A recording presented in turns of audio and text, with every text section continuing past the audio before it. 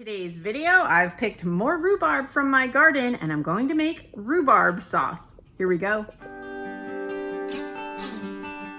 So I went out to the garden this morning and harvested the last of the rhubarb. Here in Minnesota, they say don't harvest rhubarb after July 4th because the plant needs time to save energy so that next year it will come back again. So I won't be harvesting anymore this year. This was my last harvest.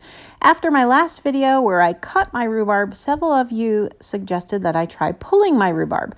So I gave that a try this time, but I will tell you that a lot of the stalks wound up just breaking instead of pulling out nicely, which then left really jagged edges on the plant, and that makes me worried about the plant health. So I probably will go back to cutting my rhubarb, but that's what I've always done, and it's never hurt my plant before. So I'm just going to stick with that, but it's definitely a personal preference. And just so no one feels concerned, I had just cleaned my sink really well, which is why I just have the rhubarb sitting in there. Otherwise, I would have used a bowl, but I knew the sink was really clean. Then I just patted the rhubarb dry with clean paper towels. I am using the Betty Crocker recipe for rhubarb sauce, which I will link in my description box. I brought out my nifty thrifted mixing bowls. I got these recently. They are the brand Martha Stewart. If you ever see these in a thrift store, pick them up. They are one of my favorite purchases of the year so far. I chose the middle bowl because the recipe calls for 4 cups of rhubarb. So according to when I baked the other night, 4 stalks was about 1 cup.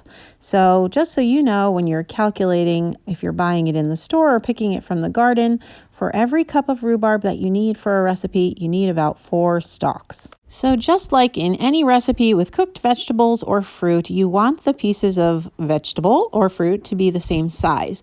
But some rhubarb stalks are thicker than others. So if you get a really thick one, my trick is that I just cut it down the middle, and that kind of makes it into 2 thinner ones. And then when I chop it, it's the same size as the thinner stalks that I have. I did notice that some of the stalks were a little tougher than others, which is probably a function of them being on the plant longer, but that's okay because I'm just cooking them down. I did try to remove any like big strings or pieces of like that outside skin or whatever you want to call it before I put them into the bowl. Then I put my saucepan on the heat and I added a 1/2 cup of water in my nifty vintage measuring cup, as well as 3/4 of a cup of sugar.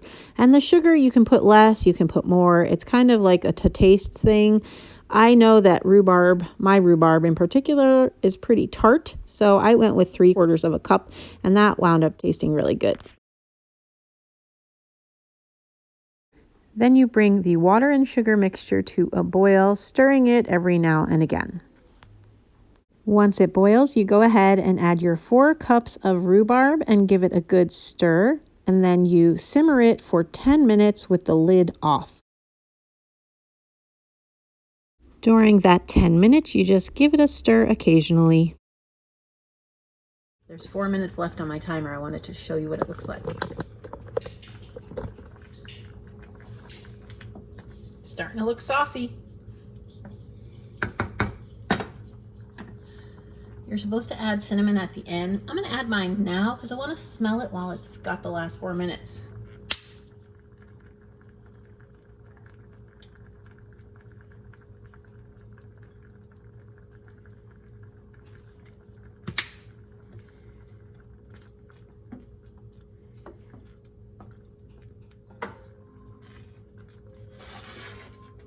Here's what it looks like when it's all cooked down.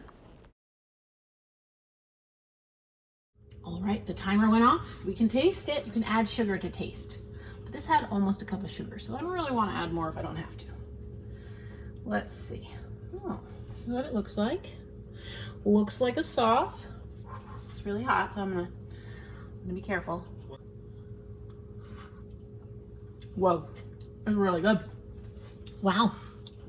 That's delicious. So you can just use it like it is and eat it like you would applesauce. But I'm gonna do a yogurt rhubarb granola parfait for my lunch today. So I've got my Greek yogurt, need a spoon, hold on. Now you can use flavored yogurt. I am just gonna use up my plain Greek. Try not to spill it on myself.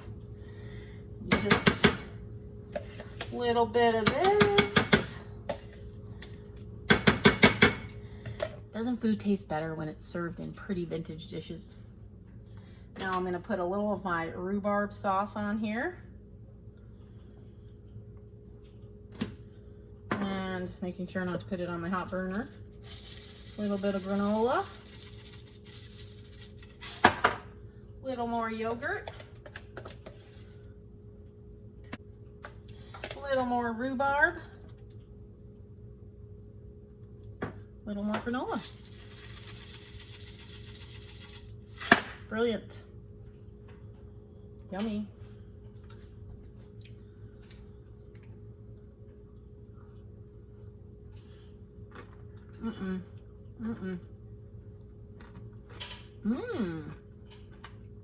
Delicious.